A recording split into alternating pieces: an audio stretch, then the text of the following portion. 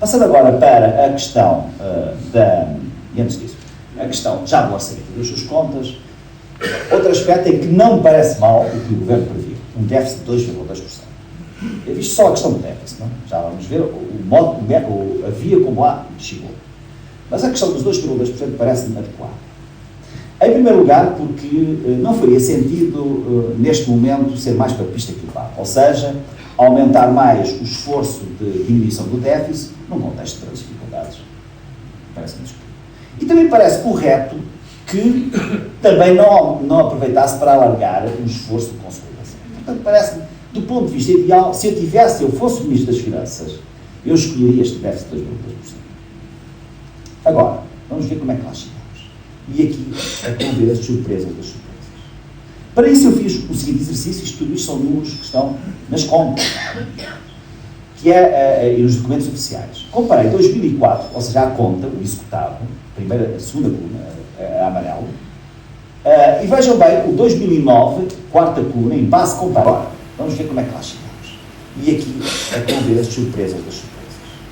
Para isso eu fiz o seguinte exercício, isto tudo isto são números que estão nas contas, que e nos documentos oficiais. Comparei 2004, ou seja, a conta, o executado, a segunda coluna, a amarelo, e vejam bem, o 2009, quarta coluna, em base comparável. Neste sentido, e agora com esta nota, por isso é que eu ponho aqui em base comparável, reparem bem, se compararmos 2009, próximo orçamento, com 2004, o último executado do anterior governo e da anterior legislatura, por acaso terminado de executar por mim, como sabe, no segundo semestre, a receita total passou de 43,1% para 45,6%, ou seja, mais 2,5%.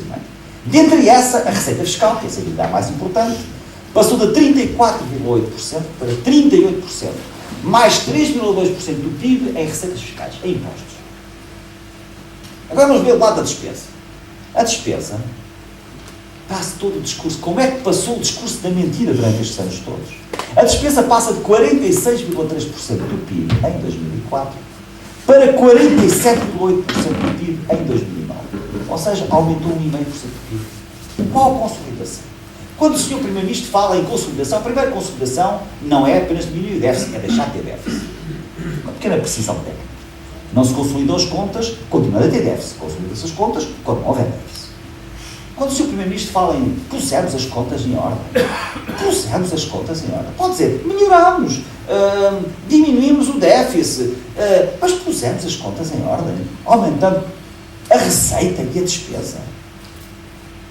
Reparem bem o déficit. O déficit em 2004 foi de 3,3%. Mas se somarmos as receitas extraordinárias, que na altura eu, como Ministro das Finanças, tive que usar transferência para a Caixa Geral de Apresentações dos Fundos de Pensões da Caixa Geral de Depósitos, bem se recordam, foram 2,2% do PIB, ou seja, o déficit sem receitas extraordinárias não foi 3,3%, foi de 5,5%. Em 2009, o déficit anunciado era 2,2%.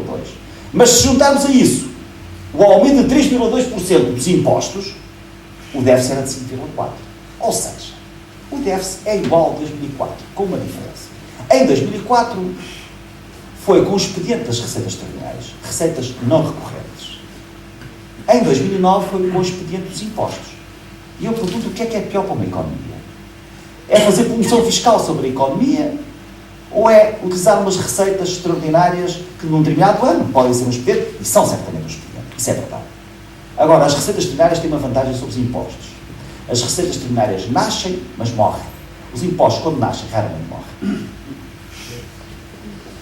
Esta, portanto, como veem, é uma completa mistificação dizer-se que houve consolidação orçamental. Houve melhoria do déficit, porque se substituíram, é o que diz isto, é clarinho, substituíram-se receitas extraordinárias por impostos. E já agora uma pequena nota. Sabem porque é que há 4 anos havia receitas extraordinárias? Porque nós só tínhamos um ano para, de acordo com o PEC, o Pacto de Estabilidade e Crescimento, passar o déficit para baixo de 3. Atualmente são 3 anos. E, portanto, com um ano é natural que só para via de receitas extraordinárias ou não recorrentes se poderia ter essa solução. Agora reparem a dívida pública. Em 2004 era de 58%. Atualmente é de 64%. Mais 5,7%, ou seja, entre 2004 e 2009, cada português está endividado em mais de 943 euros. Eu gostaria de ainda dizer sobre a questão das despesas com pessoal, ainda um pouco. As despesas com pessoal não diminuíram, por razão que eu disse há pouco. Passaram, ou melhor, diminuem em 2009, passa a 2008, continuando, considerando a mesma contabilização, de 12,7% do PIB para 12,6% do PIB. Mas a isso há que somar a dotação profissional de 600 milhões de euros, que está no Ministério das Finanças, para o aumento dos funcionários. Logo ultrapassa isso. Mas gostava de dizer, sobretudo aos seus deputados que estão aqui, que peçam ao Governo uma base de comparação justa, fair, adequada, que é a seguinte: é que alguns funcionários públicos deixaram de ser por mera convenção. Até há pouco tempo, funcionários públicos dos hospitais empresarializados deixaram de ser funcionários públicos. Os funcionários públicos do Instituto de Estradas de Portugal, por transformação do Instituto de Estradas de Portugal em Estradas de Portugal, Sociedade Anónima, deixaram de ser funcionários públicos. Os funcionários públicos de algumas universidades transformadas em fundações deixaram de ser funcionários públicos. Os funcionários públicos de alguns laboratórios do Estado deixaram de ser funcionários públicos. Aliás, deixem-me dizer uma coisa que eu nunca disse, e vou dizer lá aqui. Quando se inventou aquela rábula dos 6,83%, déficit, do Dr. Constâncio, ainda hoje me pergunto, porquê é que ninguém me ouviu? Porquê é que eu não fui ouvido na Assembleia da República? Porquê é que eu não fui ouvido pela Comissão? Se eu fui o autor político desse orçamento.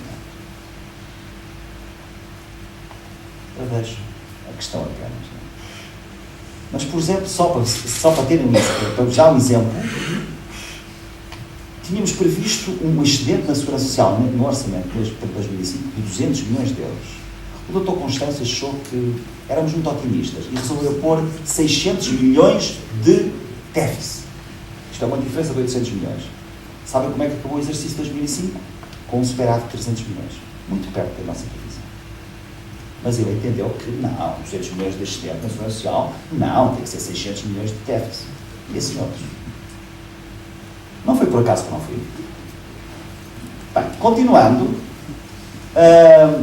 a proposta das despesas com pessoal, que não diminuíram, pelo contrário, aumentaram, como se vê, aliás, aqui na despesa total, é o reflexo das despesas com pessoal.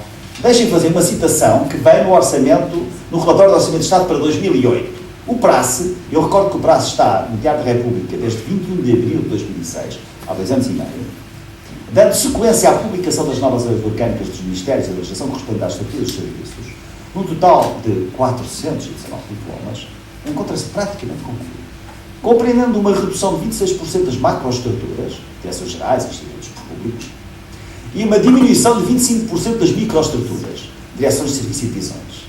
No que respeita aos cargos dirigentes, verificou-se igualmente uma diminuição de 22% dos cargos de direção superior e 25% dos cargos dirigentes intermédios. Uma fartura. Praticamente uma redução em 25% de tudo no Estado. E a despesa com o pessoal aumenta. E a despesa do setor público administrativo, como vê, aumentou. Portanto, é mais uma mentira do diabo. Continuando, permitam-me fazer este exercício. Ainda voltando à despesa total do setor público administrativo, mas agora pondo mesmo os valores. Em 2004, Conta Geral do Estado, despesa total do setor público administrativo, 65.594 milhões de euros. 2009 orçamentado, 83.020 milhões de euros. Variação percentual, mais 26%. Sabe qual foi a taxa de inflação acumulada durante esse período? 14%. Sabe qual foi a variação do PIB nominal, ou seja, o PIB real mais a inflação, nesse período? 20,6%. Como vêem, e aliás é apenas a demonstração do número que há pouco apresentei, a despesa subiu mais do que a inflação, subiu mais do que o próprio PIB nominal, ou seja, a criação de riqueza em termos de monetários.